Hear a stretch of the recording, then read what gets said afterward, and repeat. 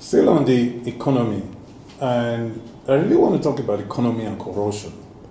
When you have a minimum wage that is 20,000 and they say we are fighting corruption, do you actually think that's realistic?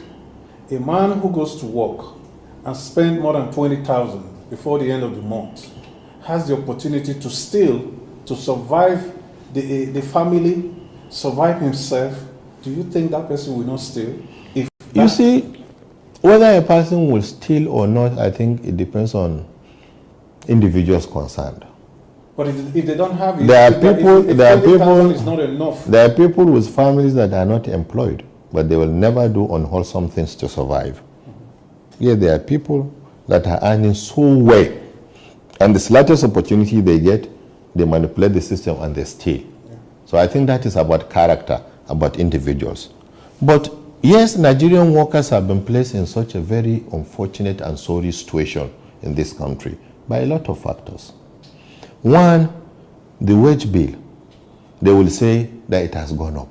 But in reality, you will discover that the differential is the amount that had been stolen. The wage bill that was there when they came in with what has been added now is something that had been stolen because no serious employment had been done. Even while people are employed, they do it under the cover of replacement. So no serious employment had been done by this government.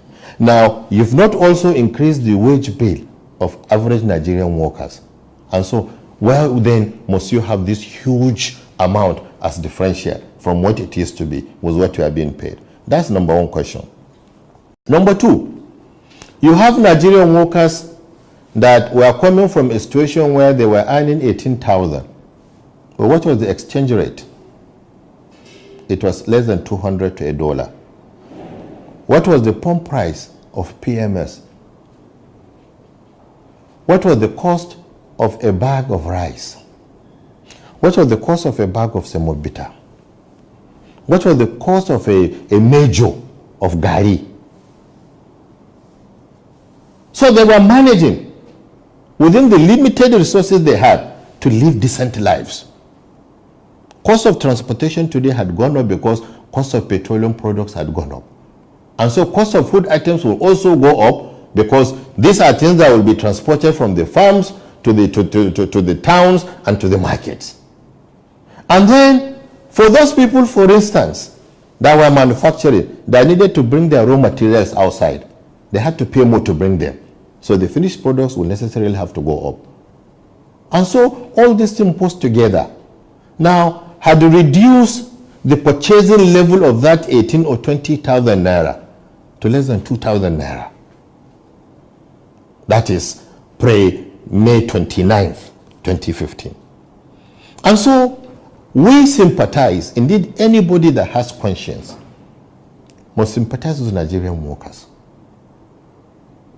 Your income has not increased.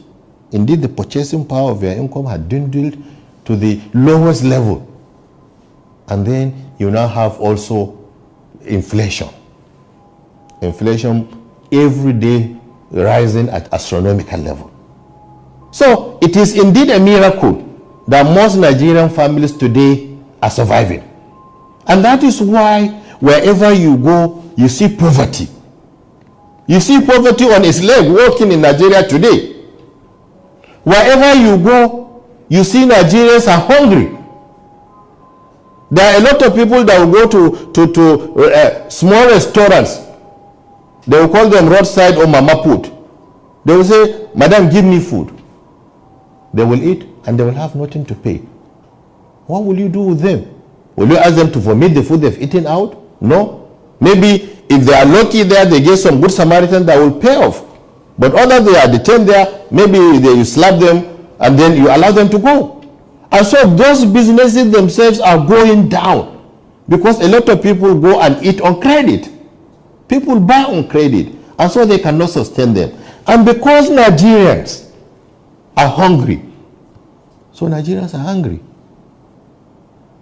And because they are angry, then you discover that their level of patience had also diminished.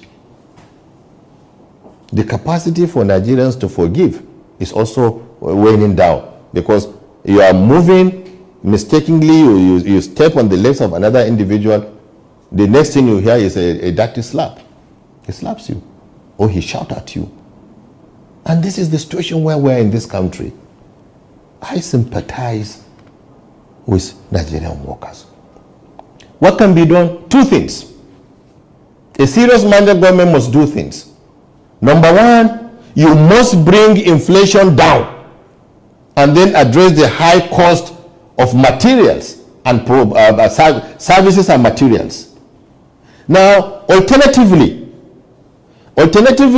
you now must ensure that there's a raise in their pay package or allowances, whichever. Because sometimes it's better you raise allowances instead of raising the basic salary. But whichever you are going to do is, you must do one thing. Cost of services, cost of products, food produce, and others must come down, so that their salaries, their basic salaries will now become meaningful, will now become living wages. Because the amount that are being paid now are not living wages. Or if you can, if you are a government that is concerned and determined, like the one we want to bring on board, then you do the two. You look at it within the limited resources at your disposal. You stop the waste in the system. You stop the fleecing in the system, and then you get more funds. You don't need even to bring one kobo to add to the wage bill. All you need to do is you look at the system, because there's a lot of waste there. There is fleecing. So stop the waste, stop the fleecing. That surplus you will get, you now apply it to them, and then you'll be able to enhance their pay packages and then reduce inflation, and then they will have a better life. And this is what we intend to do, among others, by the special grace of God when we get there. Well, we really hope that that comes in place, because I believe that for you to build a culture of happiness where people have this sense of belonging and motivation, the economy is the major thing. When you don't have it, then there's a problem. It does not matter if it's America or Europe, it is the same thing.